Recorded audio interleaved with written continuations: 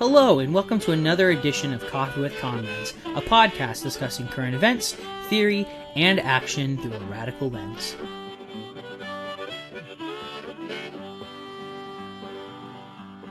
Hey y'all, we are back once again with your weekly helping of Coffee with Comrades. To celebrate Pride Month, we're sharing a special collaborative episode we put together with our pals in Kino Lefter on the magnificent motion picture Portrait of a Lady on Fire. We talk about patriarchy, the male gaze, queer filmmaking and storytelling, melancholy, and joy. If you haven't already, definitely check out the film because it is truly a masterpiece. Easily one of the best films that came out in 2019. I cried like a baby. It's just sensational. Also, it goes without saying, but if you haven't listened to Kino Lefter before, they're fucking fantastic.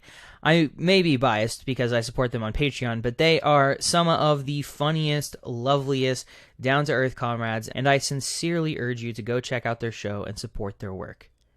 Anyway, before we get to today's discussion, a few quick announcements. First, we are still celebrating our CZN Spotlight of the Month, Doomer vs. Bloomer. Check out this jingle to find out more. I'm Kami. And I'm Frams, and together we are co-hosts of the Doomer vs. Bloomer podcast on the Channel Zero Network. Every week I'm going to complain about how the world is fucked, things are definitely going to get worse before they get better, and we're all probably going to die. And I disagree with Kami and think that having hope is important. We can make things better, but only if we believe we can and put in all the effort we're able to into organizing against capitalism and the state. Yeah, we'll see. That's the core of our podcast, y'all. It's our shtick. We disagree.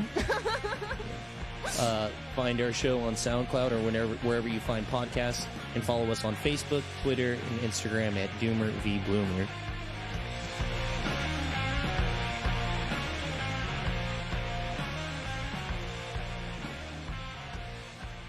Coffee with Comrades is a proud member of the Rev Left Radio Federation and the Channel Zero network of anarchist podcasts. We also want to plug a special promotion from our friends at the Earth First Journal, put together for CZN listeners. Hi, I'm Eamon from the Radical People podcast on Channel Zero Network. Did you know that the Earth First Journal is turning 40 years old this year? If you're not familiar, the Earth First Journal is a radical print magazine committed to reporting on resistance and defense of the wild. For 4 decades, they have covered everything from forest defense and sabotage to street demonstrations and lockdowns. If you are interested in reading and supporting the journal, as well as getting some history of Earth First, buy a 1-year subscription now and get the 40th anniversary issue upon release this summer. And if you'd like to receive a 20% discount on a year-long subscription, upon checkout, enter the promo code EFJ40THCZN. Coffee with Comrades is an independent show made by workers for workers. If you dig this program, please consider signing up to support the show. You can visit www.patreon.com/Coffee with Comrades to find out more about all the sweet perks you can score when you become a patron. Last thing, before we jump into our chat with Kino Lefter, tomorrow night, Wednesday, June 24th at 7 p.m. Eastern, I guess it's Daylight Savings Time? I don't know. EDT, EST, I get them confused. Whatever.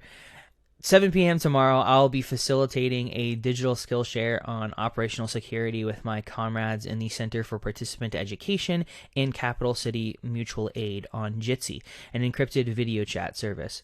We're going to be going over strategies to keep you safe in the streets and online in an era of ubiquitous surveillance, police violence, and global uprisings. If you want to attend, just shoot us an email at coffeewithcomrades@gmail.com or slide into our DMs on Twitter or Instagram and we will send you a Jitsi link. Can't make it Wednesday night? No worries. We're going to record the workshop and stick it in the Coffee with Comrades feed for the next week's episode on June 30th. We live in unprecedented times of rebellion and resistance, so now is a great time to brush up on your OPSEC. Speaking of insurrections, check out this PSA put together by the CZN on jail support. With protests continuing in cities all over the world, the Channel Zero network has some reminders on how to support those who have been arrested, and those who may be arrested in the coming days and weeks. Arrests are one tool cops use to repress mass movements. Arrests keep protesters off the streets during demonstrations. They scare people with the threat of court cases and potential prison sentences. Alone, we feel defenseless against the police and the courts. By providing jail and court support, we can push back against this repression, from the moment our comrades are taken in to the end of their court case. Before heading out into the streets, make sure you and everyone you're with has a contact number written on their body. You'll need to get in touch with someone if you're arrested, and you most likely won't have your personal belongings with you. This number can be the National Lawyers Guild, a group you're currently involved with, or just a friend who's not at the protest. If you see someone getting arrested, call your legal support number with the arrestee's legal name and birthday. If you're in a large city, you may have to determine where they will be taken. Try to find the arresting officer's precinct or unit. This may determine where your comrade ends up. In smaller cities, everyone may go to the same place. If you expect more arrests, try to stay and observe. If not, you should head to the precinct and wait for the arrestee. Once at the precinct, use the legal name and birthday of the arrestee to ask the cops for the arrest number, charges, and where the arrestee will be taken or held. Keep anyone supporting you in the loop. Be prepared to wait many hours. Keep in touch with others and take turns waiting outside the precinct. In some cases, it may take the whole night, especially if there's been a mass arrest. From here, each city and state has different processes and different jargon. Connect with local organizers and read about local laws to learn what the process will be in your area. Here are some things you might encounter. Sometimes arrestees are released quickly with a notice that they'll need to show up in court at a later date. If this happens, take the contact info of the arrestee. You'll want to be ready to offer them court support in the future. Sometimes, arrestees are charged before release. This is a longer process, usually called arraignment, which is a procedural court hearing to file charges and set bail. The court will assign a public defender for arraignments. Try to have a couple of friends attend the arraignment for support. Due to COVID-19, you may only be able to observe via video. Sometimes arrestees will have to post bail to be released. If bail is set, let the court officer know you're arranging payment and will be coordinating with the arrestee's lawyer. If you need support making bail, connect with local organizers. There may be a bail fund for protesters in your area. No matter what happens, always relay what's happening to other people offering support. Regardless of the legal situation the arrestee ends up in, you'll need to bring some things with you. People who are getting out may be exhausted or have trouble getting home. So bring snacks, water, aspirin, bus fare, transit cards, and cigarettes. If you have a friend being held, you can bring their favorite snacks. If you know the arrestee requires specific medication, make sure to bring that too. You'll also need water and snacks to sustain yourself. Bring external batteries for charging phones as you may be waiting many hours. If you can't stay and help with jail support, dropping off materials to those waiting can be a big help. Unfortunately, there is a high risk of exposure to COVID-19 while in an enclosed jail cell. Arrestees should consider self-quarantining and getting tested. For every street action and every viral video of arrests, there are dozens of people outside the spotlight supporting the movement. It's not over till everyone's safely gotten out of prison and everyone's beaten their charges. Check out Rebel Steps jail support episode at rebelsteps.com/jail support for more tips and resources. And follow Unicorn Riot and Channel Zero Network member It's Going Down for more updates. The Channel Zero Network sends y'all solidarity. Stay safe out there and never stop fighting for a better world.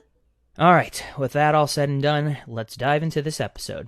Fair warning, this dialogue is chock full of spoilers, so if you haven't seen the film yet, I recommend giving it a peek first, but you do you. Your body, your choice. Happy Pride, y'all. Be gay, do crime. I'm pleased to present episode 91 of Coffee with Comrades, Joyful Melancholy, featuring Kino Lefter.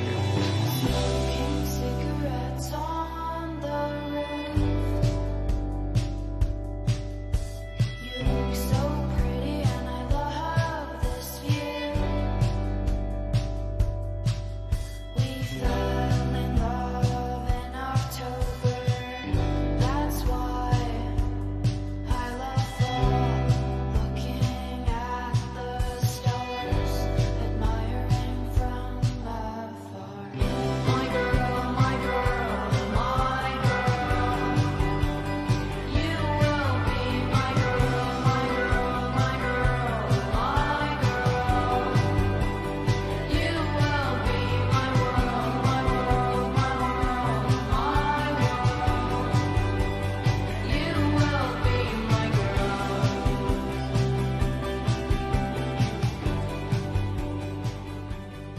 everyone. You're listening to Kino Lefter, our number one queer film socialist podcast on the left. Abort mission. Podcast with no lesbians on it.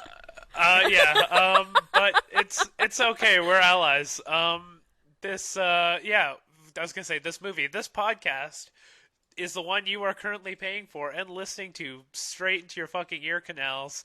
I'm Abdul at Socialist Raptor. I'm Laura at _Saturn Return. Evan at McDonald Tweets. You're aware of this, paying subscriber. Thank you so much. And today we travel back in time into beautiful France, late 18th century France to be exact. And we said, we have to. We got to call in the big guns. We have to absolutely destroy facts and logic in this film. We got Pearson Bolt, Coffee with Comrades. You know what it is. It's our second collab since Revenge of the Sith. This thematically is very linked to Revenge of the Sith. So welcome aboard, Pearson. In what ways? In what ways do you think it's linked? Forbidden romance, obviously, like a key element of Revenge of the Sith. Pregnancy, the fear of that, a changing time and everything. This point that I brought out of my ass is now the central thesis for my argument for this episode. There was the killing of a youngling in this movie. Yikes! And there were a lot of clone troopers in this movie too. My favorite part of this movie was when she picked up a paintbrush and then turned it into a fucking lightsaber, like it was hidden in plain sight all along. Okay, we're ending this bit now. How are you doing, Pearson? Yeah, hello, Pearson. How are you? Hello. I'm doing good. Thank you all for having me. Of course. How you handling the quarantine where you're at? It's actually not that bad. It's hot here, so I am staying indoors most of the time, taking the dog for walks. I'm teaching right now, doing a summer class, doing a bunch of union organizing stuff as we prep for the fall semester. Just trying to, stay sane in the midst of all of the zaniness. But Pearson, I haven't seen any news articles from Florida about you dressing up as a Grim Reaper and going to the reopened beaches to teach everyone a stern lesson.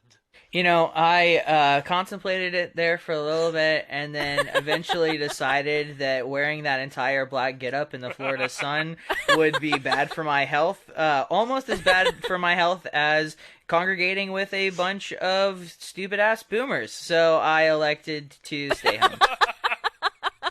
I think that perhaps the solution to COVID-19 is escaping away to a cliff-top villa with perhaps a secret lover, your hot French mom, and a busty servant. I think that is perhaps the future that the left must win. Pick your quarantine team. Hot mom. Reclusive hot woman and busty servant. That's, yeah. Hot girls only. That's my quarantine house. So if you haven't figured it out by the title by now, we are doing Portrait of a Lady on Fire, which was a film that came out last year. It is our second most requested film of the last little bit, next to Extraction.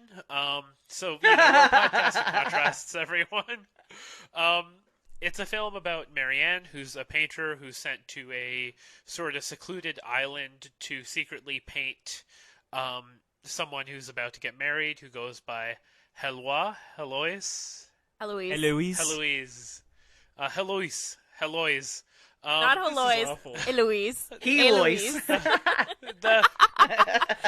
The Heloi Poloi, if you will.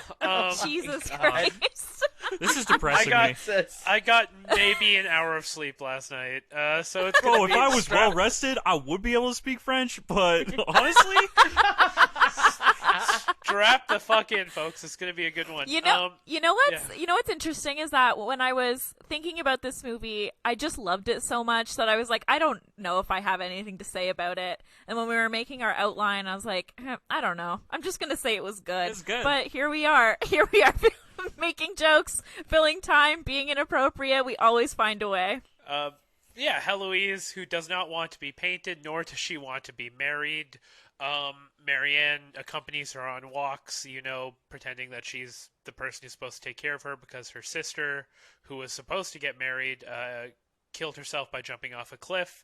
And, eventually she collects enough scraps of, her sketches of Heloise to create a painting. I'm too stupid to do a plot recap right now. Evan, you take it. The first painting is done without her permission, and she doesn't like it because it doesn't capture the essence of her being. And then the mom absconds for 5 days, and then they kindle their connection with each other, and they kiss. And the servant lady has a subplot where she is pregnant. She has missed her past 3 periods, and she doesn't want the child, so they're working with the artist and the aristocratic lady to have an abortion. There's a nice village festival on a beach. There's a fire. And then that a portrait is made that better captures her essence. The mom comes back. There's a lot of mythology, artistic symbolism, beauty, love. And then, of course, their limited time together does end. And then, they catch some fleeting glimpses at each other, either in works of art or looking at someone watching an opera or an orchestra and it's an orchestra crying. And that's the movie. It's about art. It's about love. It's about being happy. It's about being French. It's mostly about being French. And yeah, it was good. So sort of to kick off the conversation about this movie, it's worth looking at the cast and crew of this film is pretty much entirely women, at least the key crew. So it's directed by Céline Sciamma. It's who also wrote it. The cinematographer is a woman, which is fairly rare in the film industry. It's edited by a woman as well. It's very much a openly feminist piece of cinema. I think it has a lot to say about class and power as well, within those the feminist trappings. But the film has been cited as a challenge of the male gaze, so that might be a good place to sort of start talking about it. For those who don't know, the male gaze is the idea that in art and literature, and especially cinema, male creators tend to create art that fetishizes women through the act of gazing upon them, right? Titillating or sexualized ideals of women. And it, the male gaze now extends to other things race fetishism and stuff like that. It's gone far beyond just the realm of the observation of women, but this film takes it back straight to that. So, Pearson, you were the one who suggested this movie to us in the first place, actually. I want to know your thoughts on, the feminist leanings of this film, especially in its, visual depiction of womanhood. Sure. So, I didn't realize I was the first person that suggested this. That's cool. Yeah, this movie is really difficult to pin down in its resistance to the male gaze because there are so many ways that it subtly defies patriarchal hegemony. I guess the thing that really sells it for me is the cinematography, because the first half of the film, the cinematography actively intervenes to block your ability to actually see the characters. It's a lot of really close-ups. It blocks any time that you actually see Marianne and Heloise actually touch one another.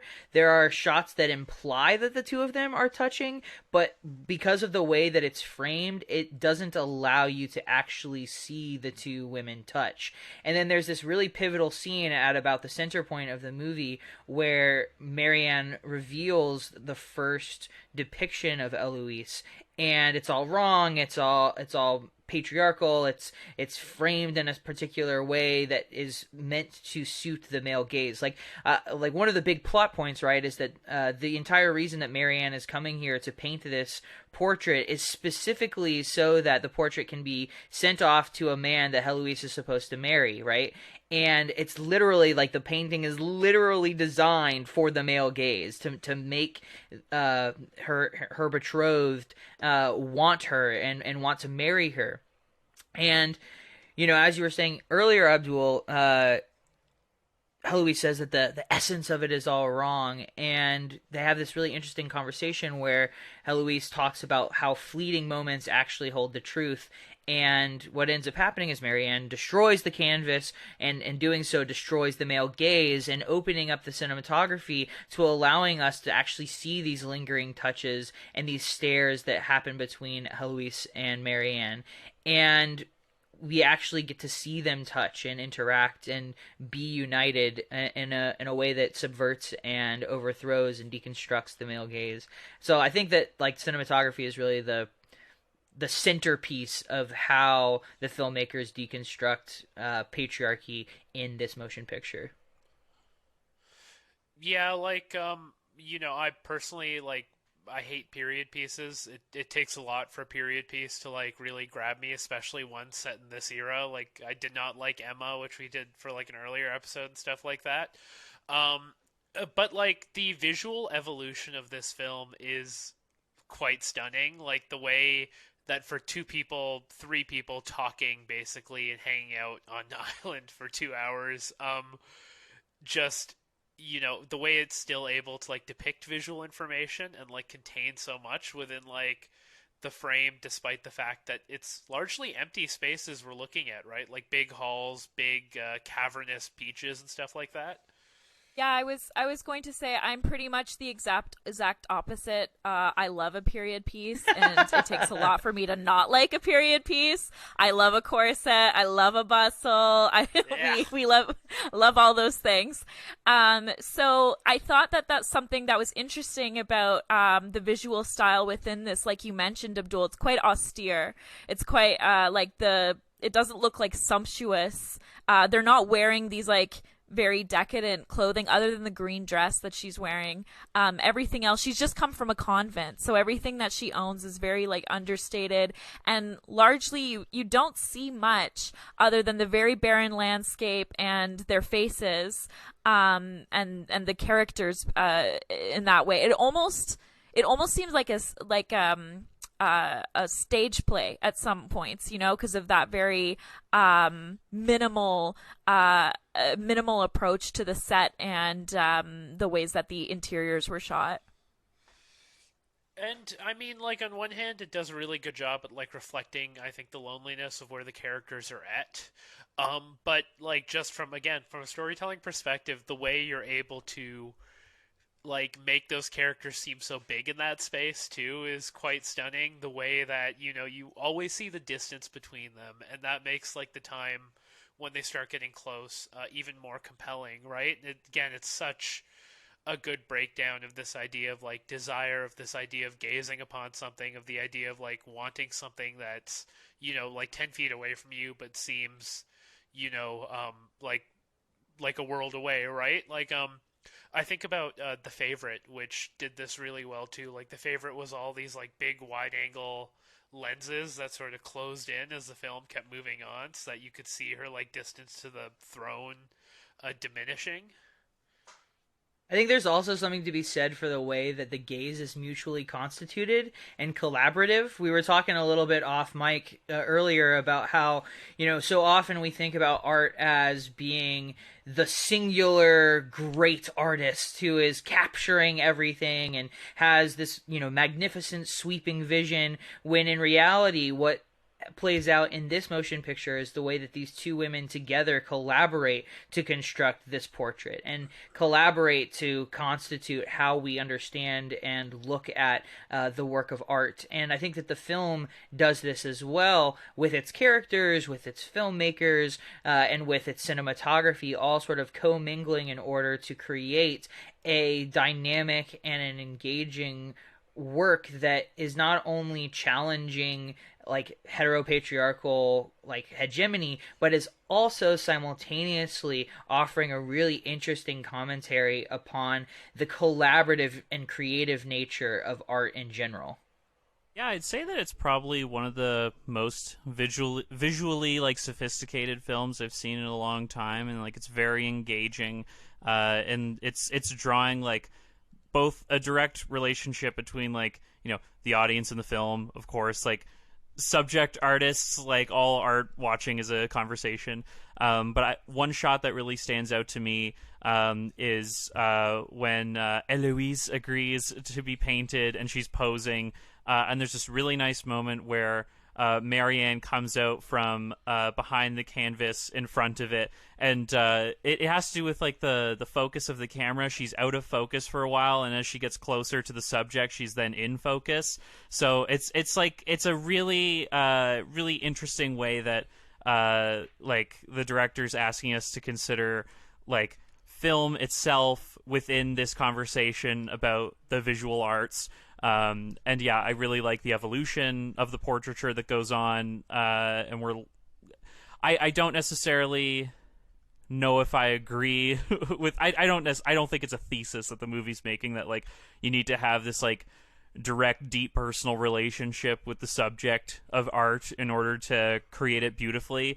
I don't think that's necessarily true, but I think it's like, it's something that at least elevates this work and mostly reflects this relationship that they've had. And then the titular Portrait of a Lady on Fire that we see at the beginning of the film, which I thought boldly was not reshown at any point in the movie. The movie is not about the creation of that, right? Well, in a sense, it is, right? Because we're asked to reflect on the memories and the moments that created this portrait. Well, it's not a traditional portrait, right? It's her standing in a landscape.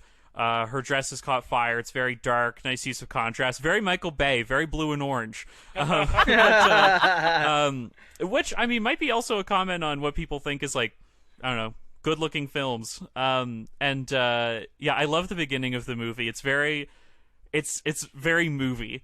I don't know how else to say it. It's just like, I'm in the future, I'm teaching an art class. Who brought that painting out? And one of our students is like, I did, mademoiselle, I thought it was quite good. And it's like, oh, what's the title of it? And basically stares down the camera, Portrait of a Lady on Fire. Dun, dun, dun.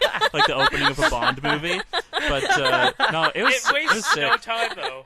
It wastes zero time getting into the movie, which is nice. It's just like, you want to know this is a movie, what it's about? It's about painters and a portrait of a lady on fire. Fuck you, we're in now, right? Like, it's such a sharp opening to a movie like that, because you could drag that opening out, like, and you've seen movies do it, where, like, the first 20 minutes is trying to find the secret of the painting, and then you find the person who tells you the story, right? Like, that's the fucking thesis. That's Titanic. You're basically talking about the whole movie Titanic, right? This does not do that, which is another film about the creation of art also, right? The secret of the Portrait of a Lady on Fire is that if you use a black light on it, there's actually a secret code written on the back that lets you know that Da Vinci knew about Christ's ancestry and his lineage. It's very interesting. Ron Howard directed Portrait of a Lady on Fire. One of the other things that I wanted to say real quick about the male gaze too is thinking about the way that this film works as poetry, because in sonnets, if you understand like the history of sonnets, one of the things that sonnet writers would do is talk about very specific aspects of the feminine form in order to create these larger like poetic pieces, and they would then build them from looking at this itemization effect where they look at somebody's hands, they look at somebody's face, they look at somebody's lips, they look at the curve of somebody's hips, right? And it's a literal itemization and objectification of the male gaze, and this plays out in sonnet after sonnet and sequence after sequence of poets working towards creating these odes to different women or to different figures. And in many ways, the film begins doing that, right? Because Marianne is trained by men and is trained to look at Eloise in this manner, and she has to do it very subvertively, and she has to implement subterfuge because, you know, the whole arrangement is that Marianne is here because she is supposed to compose a portrait of Eloise that is going to be sent off, and Eloise does not want to pose for it. She refuses to pose for anybody. It's a big kind of catch-22 in the film, is like, okay, how do I paint someone who won't sit for a portrait? And eventually, it's not until Eloise actually decides to be involved in the creation of the portrait that we can actually see the way that these things begin to get constituted and reified, and the collaborative creative process that they engage in. And I think in many ways it really resists the idea of the rugged individual who is able to create the masterpiece, and replaces it instead with the sort of mutually constructive idea that I'm not an object, I am an active and a willing and a consensual participant in the creation of this work. And again, as a commentary on sexuality and on the idea of men wanting to take sort of like the ostensibly like the rape fantasy of like, I want to take a woman for my pleasure, rather than it being this mutually fulfilling, mutually satisfying, consensual consummation. Yeah, I thought that one part in the movie that captured what you're talking about is when Eloise is sitting, being painted, and they're talking about the little things, or Marianne is talking about the little things that she notices when she's feeling a certain way, and then pulls her up to look. Eloise pulls her up to look where she's looking. So the whole time that she is painting, she is also being watched, and she is also being known, right? And that's how they begin the process of this love, is through this, getting to know each other in this very intimate way. There's a concept in filmmaking called the Kuleshov effect, which is it's Lev Kuleshov, who was like a Soviet filmmaker, and he developed this idea of like creating meaning between edits, right? He talks about it's a shot where a man is looking at something smiling off of screen, and you cut to the thing he's looking at without him in it, and it's like a dog playing in his yard, and you think, oh, that's sweet, the man loves his dog, right? And then if you replace the dog with like a woman bathing in the yard across from him, all of a sudden it takes on like a different meaning. It becomes quite creepy. And like where it's a really elegant way to describe a core part of editing, but where that breaks down is when you're outside of the headspace of that character, when you're actually like seeing it as something the author intended you to see, rather than outcome of how this character is supposed to react, interpret, and see the world, right? Like, one of the things this film does really well is, it clearly has authorship. It was written and directed by someone, but at no point do you sort of see that sort of direct intent or the manipulation to make you feel. It always feels like the meaning is being derived from character, which does tie into I think very strongly into the male gaze aspect or the lack thereof within this movie, because it's if it's not earned, it's not going in there, right? Any amount of tension or intimacy or sexual satisfaction of this film that you are witnessing as an audience member is earned through the way the characters are looking at each other, through the meaning derived by just watching their faces play off each other and stuff like that. It's for a film that has such a clean kind of style, the director did a really good job at keeping themselves out of its stylistic, out of its thematic overview of the film. I had no better way to put that, of holistically she's there, but she's not making herself a part of the film, right? As opposed to, say, a Michael Bay, who it's all about Michael Bay. That's the most obvious. How many times are we going to talk about Michael Bay in this French art house film?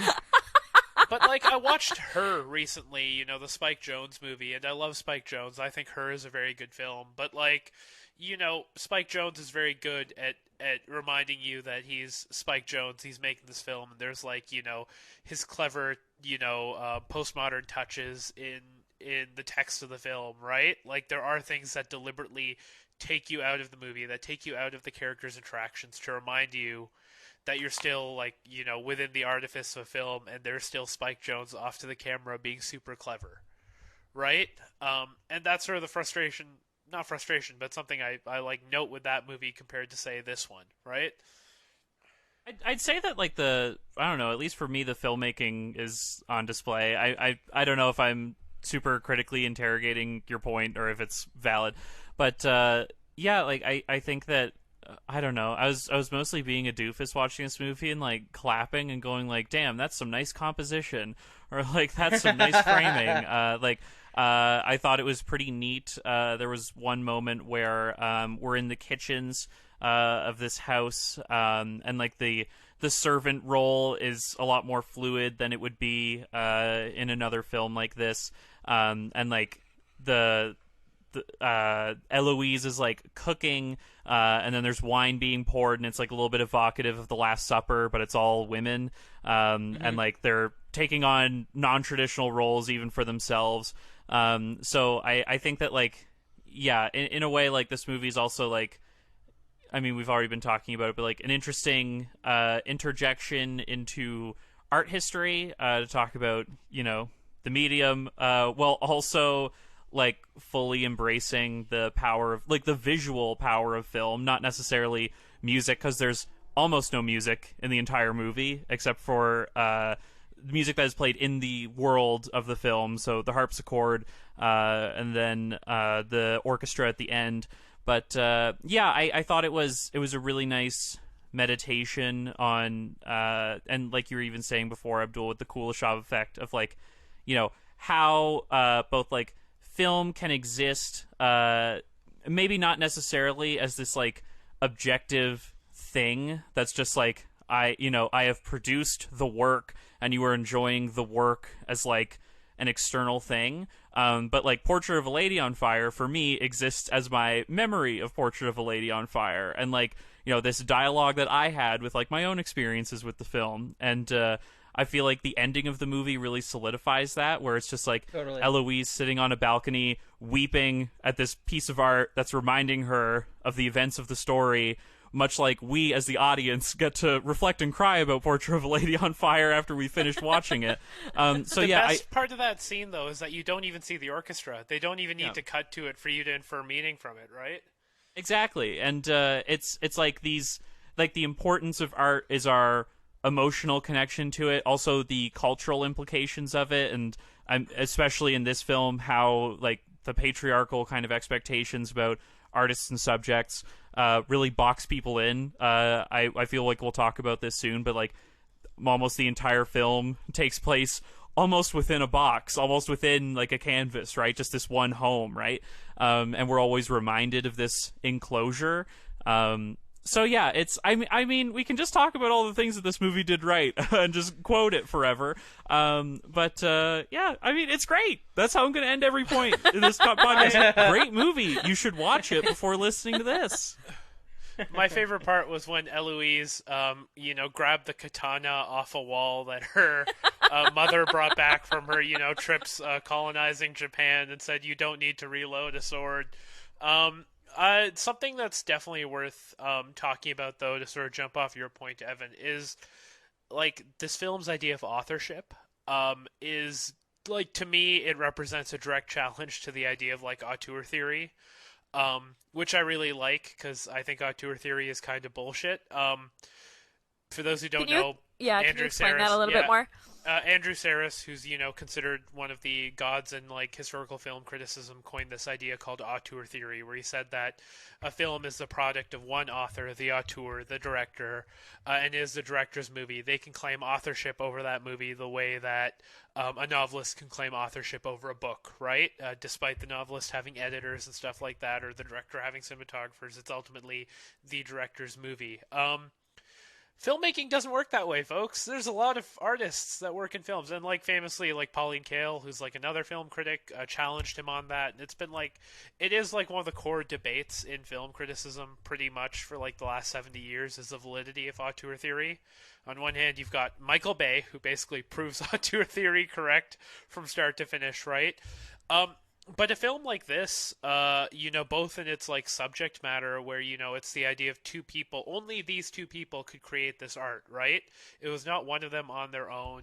Each of them divested from each other could not have done this, but it is the circumstantial bringing together of these two people that allowed this art to get made, which I think like definitely attacks the idea of sole authorship, but also like the construction of the film, like the choice in collaborators, right? The having like a majority female like key crew and stuff like that all seeks to further this director's vision, but not ultimate like authorship of a work that is, restrained, that is interesting, that presents these ideas without going overboard with them, that knows when to cut back, when to lose things that might be over the top or might be too male gazy.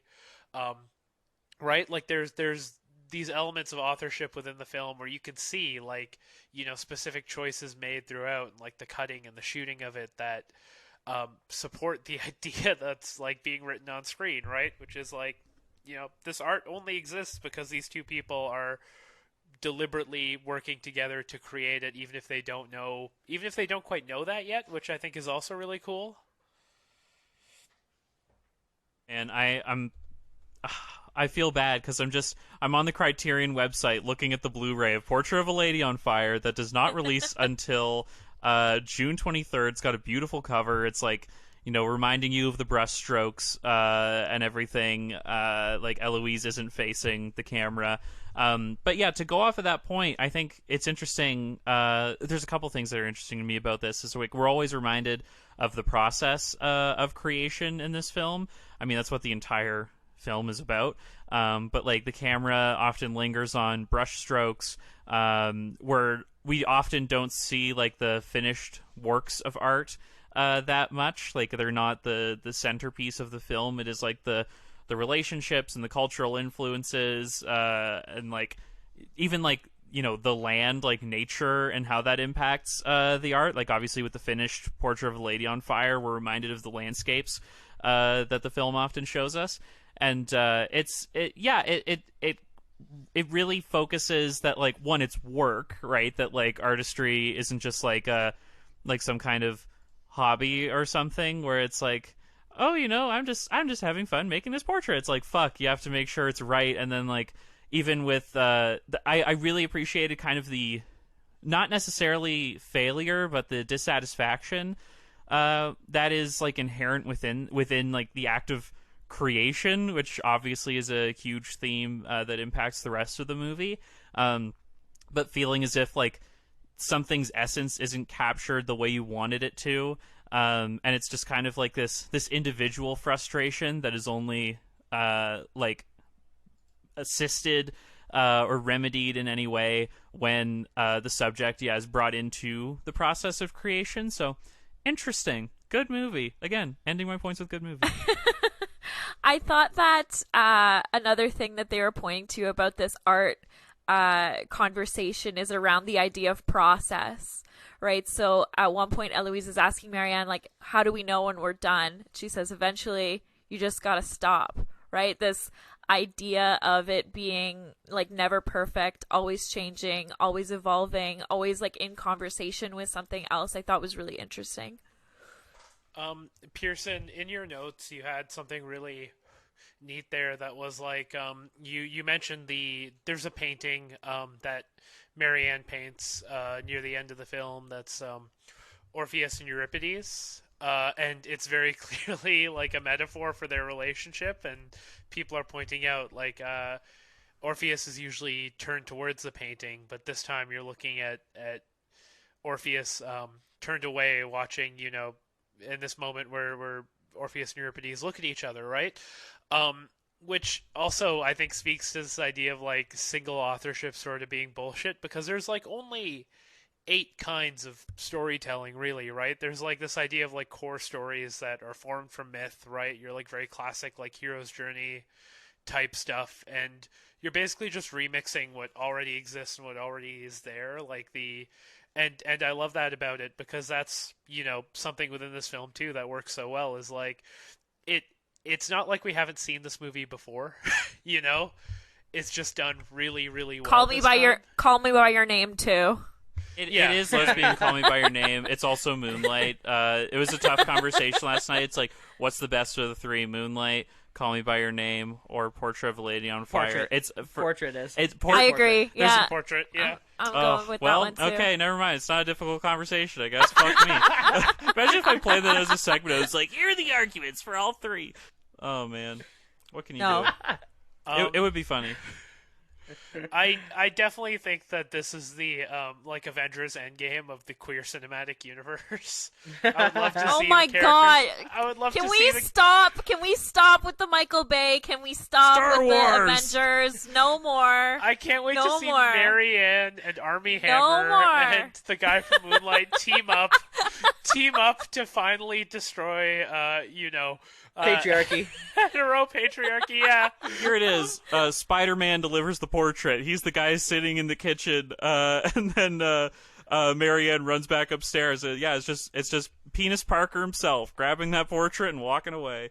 One quick point I wanted to touch on is my God. like the masculine characters in the film, or I guess masculinity's presence within it, I think is something interesting to interrogate, because I like quickly Google searched the movie and I was like, are there any articles that are worthwhile?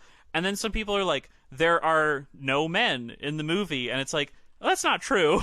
Like, there are deliberately a very small amount of men who barely impact the story. One of the only men, maybe the only man with a speaking role in the movie, is at the end of the film giving commentary on her painting, talking about how her vision of this Orpheus myth is unique because it's almost as if they're saying goodbye. Like, it's this moment of, like, heartbreak instead of just, like, doom, tragedy, right? Like, something terrible has happened. And we almost get both versions of that in the film, which I think is really interesting. I mean, like, there's so many, like, all-star transitions in this movie, and, like, obviously, like, moments of visual flourish, but the moment where Eloise asks her to turn around, and it's just like, we're going to recreate this fucking myth. We're going to call back to this scene earlier in the film.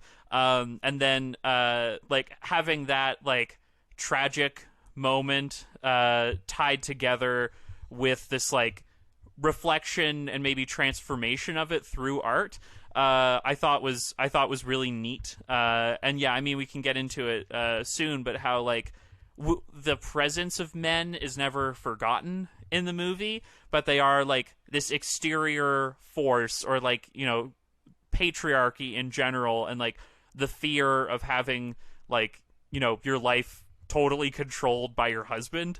I think it was a nice interrogation of that without almost ever showing it, which I thought was quite neat. Yeah, well said. I also did you like? Hey, you didn't finish the point. Did you like the movie, Evan? Was it a good movie? Oh, sorry. Yeah, I did like the movie. Yeah, yeah, it was okay. 7 out of 10. It could have used an after credit scene. Right. Sure.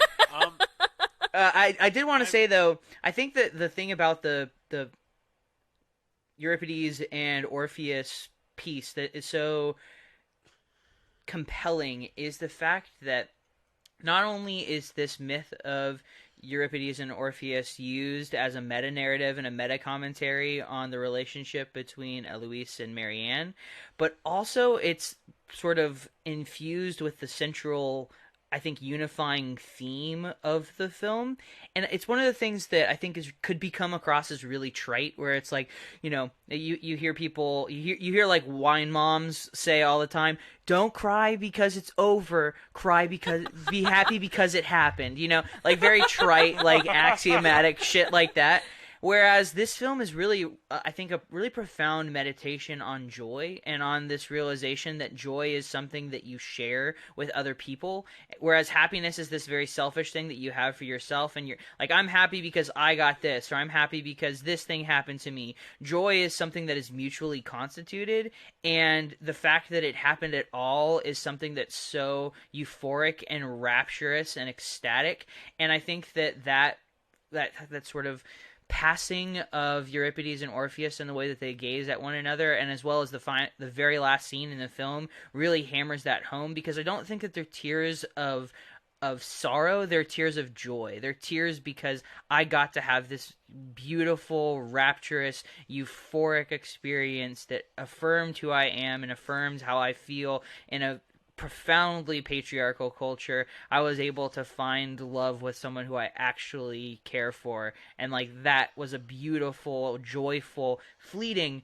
but powerful thing. And I think that that's one of the reasons why that particular scene is so interesting, because not only is it the male commenting on how good the piece is, but she also immediately says, yes, I had to put it in my father's name because otherwise people wouldn't take it seriously. It continues to just push your face into it, and I really appreciate that about the film, is that, you know, it continually reaffirms the power of patriarchy while also refusing to acquiesce to it, refusing to meekly bow down to it. It continues to defy it, even as it grapples really meaningfully with the potency and the power of hierarchy and patriarchy in particular. And, like, I mean, I agree with you completely. Like, I think to paint this film as a tragedy is extremely disingenuous, right? One of its most powerful aspects is the fact that at the end of the film, when you're watching Hey Louise cry while listening to the orchestra, like, and at least it was this way for me, where when I was watching it, I felt sad, yeah, but I was also running through, like, every other emotion the film gave me. You know what I mean? Like, it wasn't just a single watching her cry and feeling sad. It's bittersweet. Yeah, it is. And it's, like, an extremely, and testament to her fucking acting there too, right? Because, like, she conveys in this, like, you know, I think 2-minute, like, unbroken take of her face, she conveys the whole run of emotions without ever seeming like she's forcing it, and, like, plays them into each other really well. Yeah, no, I agree. Like, I read the Armand White review of this film, which Jesus. He described it as an exercise in it reduced lesbian love to polemics, which I think is incredible. It's like an incredible take. But he keeps referring to it as like an ill-fated tragedy over and over again, which I think is like probably the deepest misread of like what the movie is. Yeah, absolutely. And Pearson, you were saying a little bit about why, like, the kind of tropes that it resists in terms of not becoming that tragedy before we were recording. Do you want to maybe expand on that? Oh, yeah. So, you know, there's a...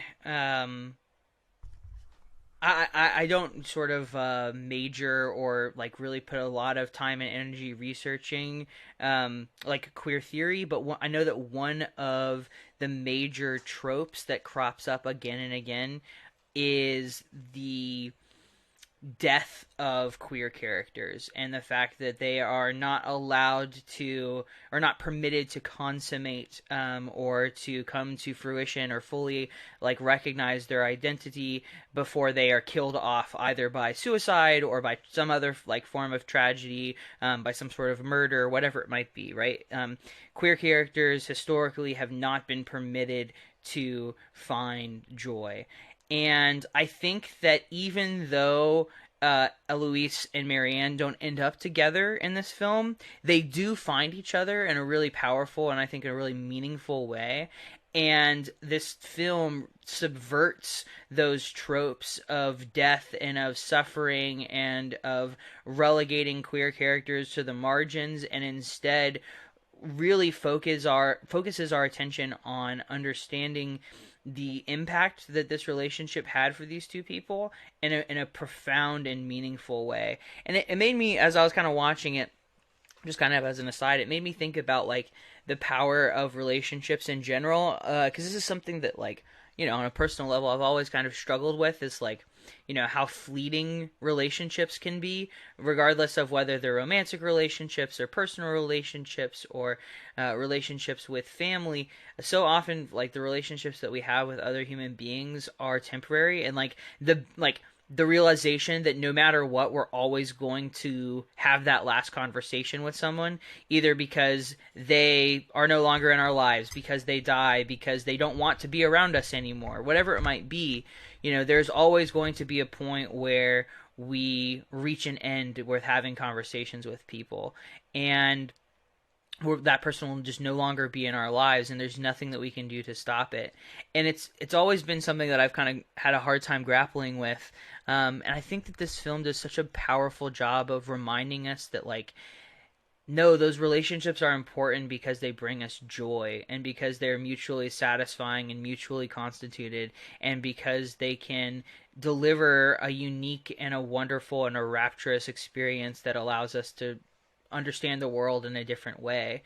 And I think it's to your point, Abdul, it's folly to just like look at this film as a tragedy. It has tragic elements, absolutely. It has melancholic elements 100%, but it's certainly not a tragedy. I think it's a profound meditation on the power and the saliency of joy and its ability to linger long after these relationships are terminated. I think that there's one really interesting moment that kind of speaks to this within the text of the film.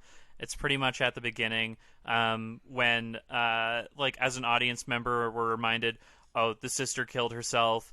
She doesn't want to be painted now. And she's in this, black cloak walking away from her, and we can't see her face. And she starts running to the cliff, and, Marianne's chasing after her, but then she stops and turns around and then is recognized by the audience, right? And instantly she doesn't become this trope or element of just fear hanging over things anymore. It just draws us into a relationship with that character, and it's no, I'm real, and I've got preferences and a life and everything else beyond just this screen. So I thought that was great. And one quick thing before I end my point, other than saying that the movie was great, this movie reminds me of one of the worst quotes of a 21st century film from The Hobbit, The Battle of the Five Armies.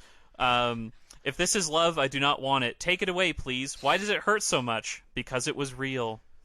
That's in a Tolkien movie. This entire episode is just toxic masculinity taken to its apex. Sorry, I was going to say something. Sure, yeah. Yeah. Sorry. Speaking of toxic masculinity brought into its apex, damn, Abdul just talking over Laura. Abdul has to do a self-crit now. We have to do a struggle session after the recording. Yeah, something that I was concerned about at the beginning when they showed that portrait, the titular portrait of a lady on fire, was I did think that's how she was going to die. And that's something that I was kind of bracing myself against the entire time. So when her skirt lit on fire, I was like, oh God, here we go. Right? and then she was fine. And it was just this image that she had, that she wanted to remember for herself and memorializing this relationship. And I thought that was really powerful, and again this kind of rebuke of what your expectations were for a film like this, and just a further articulation of the core points. And I was actually to speak to that, I love how the portrait, the moment that they derive, that Marianne derives the portrait of a lady on fire from, happens exactly halfway through the movie. It's such a strong choice because, again, in Titanic, the whole thing you're wondering for its interminable running time is what happens to the amulet, right? What happens to that piece of jewelry, the heart of the ocean, whatever the fuck it's called. You're wondering, what happens to it, and then the last 5 minutes you find out she throws it in the ocean, right? Whereas in this film, it's such a good setup because the whole time you're wondering what is the backstory of the portrait for the first half? How are we going to come to this natural conclusion? And it's no, we find that out at the halfway mark, and then you're thrown for a loop as someone who's watching it. You're oh, it's never actually been about the fucking painting, right? Yeah. And to synthesize what you were saying, Pearson, and what you were saying, Laura, it works on two levels, whereas on one level it's for the audience, we've shown you the painting, let's talk about everything else. But on the other hand, it also is a very good example of we have relationships with people, we have conversations, we have these joyous moments, but I think individually we tend to land on single experiences with individuals that sort of exemplify our relationship with them, that exemplify, the stories we've had with them, and exemplify, in a very complex way, our emotional relationship with others, right? That is what the painting serves to do within the film. Of all the moments they shared together, that's the one she chose to paint. And to me, that's like such a wonderful articulation of like human experience. I hate using the word human experience, but like I don't know how else you could like sort of put it in there. One race, the human race. Yeah, one race, the human race. Yeah, we don't see color on this podcast. Yeah, I mean, but yeah, like, you know, it works so well. And it makes sure that like every single trope that exists within films like this, it like seeks to subvert, right? Which is, again, very clever, very well done. It's a good movie. And lastly, talking about Portrait of a Lady on Fire, let's talk about creation, folks. Let's talk about this major theme in the film. So, throughout it, we're obviously terrified about the seeming certainty of heterosexuality looming over the movie. Being married off to a Milanese gentleman, being forced to bear his children, everything else. One of the servants discovers she's pregnant, and then there's a oftentimes funny, joyful subplot about an abortion. Like she's running laps on a beach between the two, the artist and the subject. Very funny. And then we're also kind of brought this like synthesis at the end of the film that like it's almost misguided to view like this seeming duality between like this like patriarchal heterosexuality that results in like your life is forever changed by this, and like a queer relationship is something that's like fleeting and fun, that you can like be yourself in, because we ultimately see like it is transformative and also the site of creation. It's just that the art and like a changed life are the creations. So what did y'all think of these elements? I do like, in regards to the abortion subplot, like the fact that there's, you know, it's the servant who's you know, trying to abort her baby, and the fact that, you know, the three of them become friends, right, in this isolation space is really interesting, because you can see that relationship evolve without the class hierarchy of like outside French society within them, since they're in isolation. Like the hierarchical structures that exist actually sort of dissolve, and they become more and more, you know, elements of equals, not completely, but through as the film progresses, which it definitely is making a class statement there. I think the class statement is really interesting in terms of like talking about like the superstructure. But also like the moment where she's, you know, really having her abortion, she's also holding the hand of like a young child, right, at the same time, who happens to be in the same space. And it's such a beautiful moment, right? Like it captures the understanding of like why people have abortions in general, like and doesn't at all seek to cast judgment. Like there's many ways you could have run this film to like be a critique or even leave room for interpretation that there's like any sort of dark side there, and it's not, right? It's just like circumstantially everyone has a reason for doing the things they do, and no one in that space at that moment is judging or imparting judgment, including the people making the film. And, you know, I think it seeks to divert the audience from doing the same thing either, right? 100%. In regards to those questions. Yeah. Armand White in his review keeps referring to the abortion as a life termination, which is frankly horrific. Weirdo. Very classic Armand, insane Armand behavior. It's an assassination. Jesus Christ. I mean, I love that the only question that they ask her is, "Do you want a baby?" And she doesn't even answer, but the actions answer for us, right? If I remember correctly, she doesn't actually answer. It just cuts into them taking action in order to help her. And I think that the element of the class commentary, Abdul, that you're noticing is that, you know, it doesn't matter what social class they come from. It doesn't matter if they're a servant. It doesn't matter if they're an artist. It doesn't matter if they're an aristocrat. It doesn't matter if they're a witch in this island community that's like, you know, brewing herbs, right? What matters is the patriarchy. What matters is the hierarchy, right? And under patriarchy, everyone is reduced to having to fight for and defend one another. And I thought that was such a powerful thing. And I think that, you know, unfortunately, that's not the world that we live in, right? We live in a world of girl bosses, and we live in a world of, you know, women CEOs. But I think that I am one. We're all we live in right now. Yes, we live in Yas Queen like fucking hell. But the thing is, right? This film offers us a alternative to that, right? And it carves out this niche in which women can defend one another, look out for one another, and protect each other in a way that is incredibly compelling and recognizes that the shared oppressor in this situation is patriarchy itself, and sort of as a meta commentary on the idea that patriarchy is the first hierarchy, as you know, lots of anthropology from Abdullah Öcalan to Silvia Federici kind of points to, right? This idea that patriarchy itself was the first emergence of hierarchy. It was the first imposition of the masculine upon the feminine. And I think that the film does such a fantastic job of subverting it with the abortion subplot. You know, I always get horny when someone brings up Öcalan. Thank you very much. I thought that I agree, the abortion scene was really beautiful. I thought it was really interesting that, because basically, Eloise asked Marianne, have you had to do this before? And she says yes. And then when they go to the witch's house to get the herbs and the poultices and whatnot, she turns away, right? And then Eloise tells her, look at her.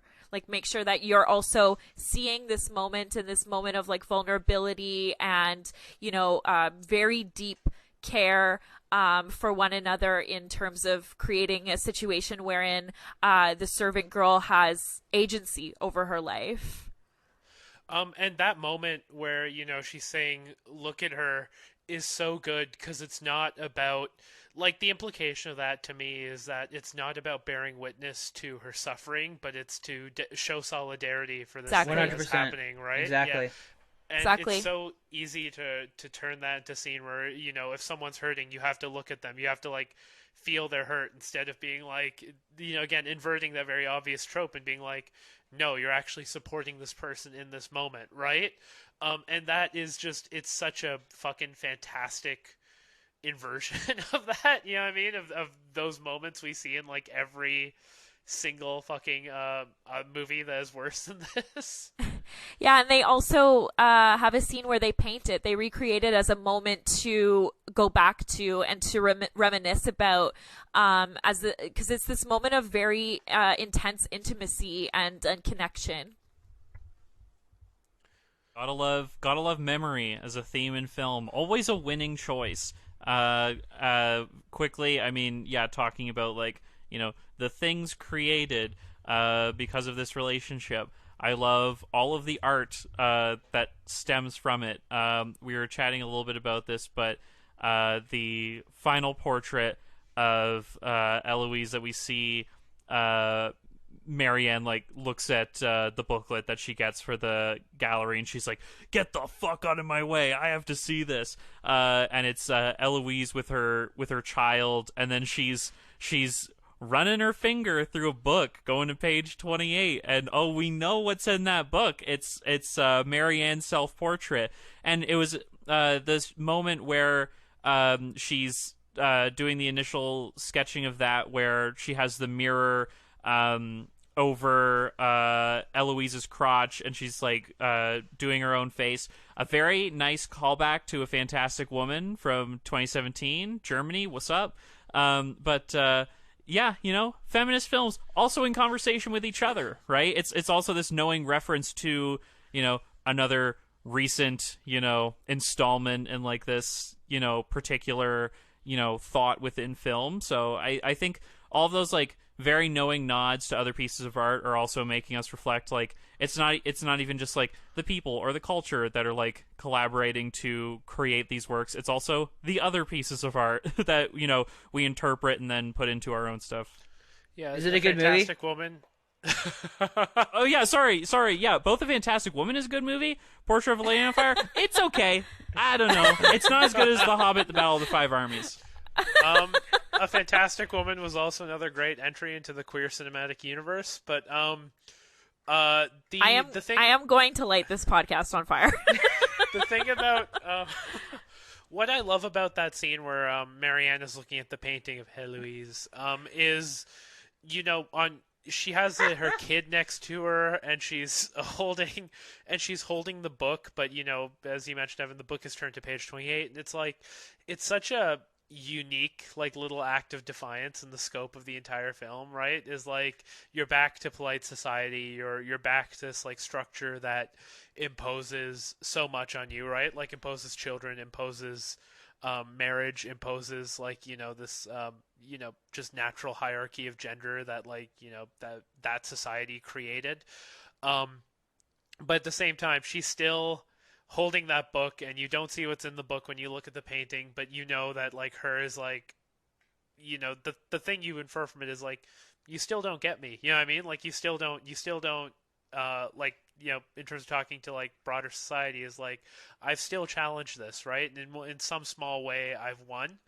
And I think that's a really crucial and interesting lesson to take away from the film, right? It's not obviously going to affect large scale social change in real life or in the context of the film, but it's those sorts of moments that keep us going, along with the joy of the interaction and the relationships that are built along the way. And it was just really neat. There's so much in that painting at the end you can just look at and explore and think about. Much like this movie, there's a lot to explore and think about. That joke didn't land.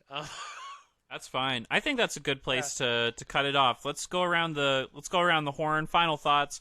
Pearson, do you think it's a good movie or do you think it's a bad movie? Yeah, I mean, I thought this movie was phenomenal. All jokes aside, it's probably, I was telling some friends, it's probably the top 5 best romance films I've ever seen. And I'm a sucker for a good romance, and this one is really fucking good. So highly recommend. Yeah, I love a period drama, and I love a period drama that's good. So, I absolutely love this movie. It's really stayed with me a lot. I've been thinking about it constantly since I watched it.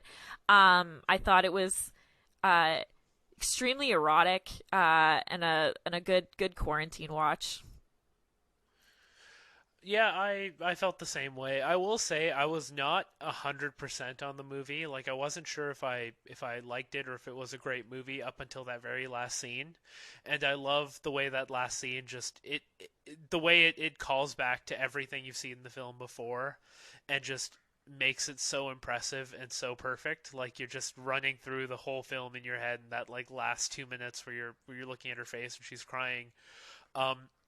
And that's just, it's so fucking good in that way, right? Where it just brings everything together cohesively without being cheap about it. It really harnesses I think an emotional power that could only exist within cinema to create that moment. And I thought it was fantastic. Like I said, I fucking hate period pieces. Unless they're for boys, like Kingdom of Heaven, director's cut, Ridley Scott, 2004. I thought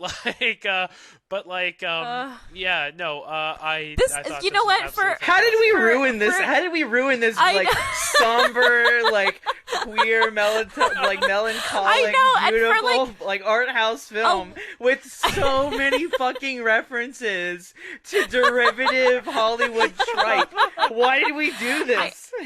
I'm gonna say that, as for an episode that's about love between women, I don't know how you fellas created such a femme-phobic episode. It's called but humor and contrast. Unexpected humor, Thor: The Dark World. Derailing episode on feminist cinema, brackets, social experiment, brackets, not clickbait.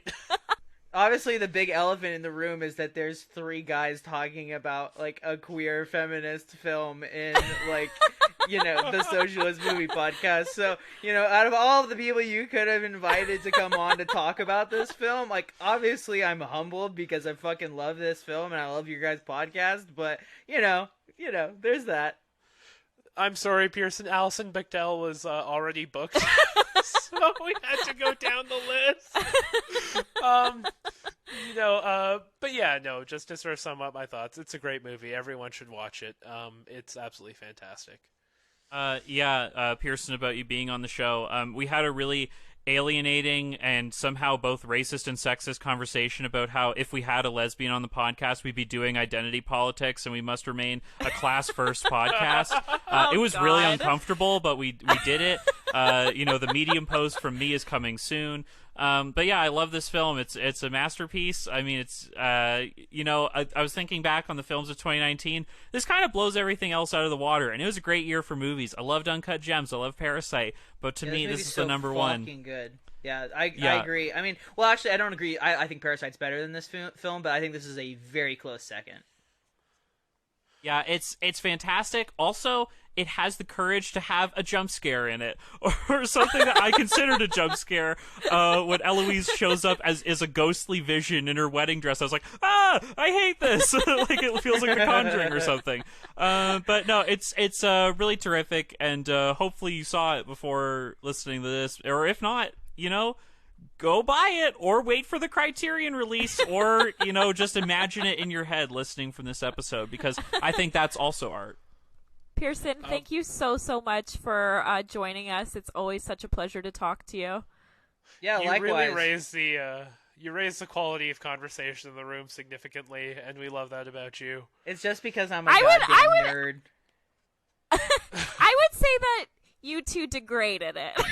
I'd say that it was a very funny podcast that contains multitudes, and I don't want to instill a colonial vision on what is good and bad, putting you in the hot seat now. Think about that. All right, everyone, thank you so much for listening, and we'll catch you next week. Thanks again, Pearson. We love you, and we will talk to you soon. Bye. All the best, everyone. Bye. Bye. And that about does it for this week's episode of Coffee with Comrades. This is an entirely DIY show run by workers for workers. If you like what you hear, you can follow us on Twitter at CoffeeWComrades and Instagram at CoffeeWithComrades. Check out our website, www.coffeewithcomrades.com, and sign up to support our work with a monthly contribution by going to www.patreon.com/coffeewithcomrades. You can find Coffee with Comrades on Apple Podcasts, Spotify, Google Play, or wherever you go to get your anti-capitalist propaganda. Be sure to subscribe so you never miss an episode. While you're there, smashing that subscribe button, be sure to rate and review the show as well to help us increase our reach. If you have feedback, criticism, or you'd just like to get in touch with us, shoot us an email at coffeewithcomrades@gmail.com. Until next time, stay wild out there, comrades. I get lost with you.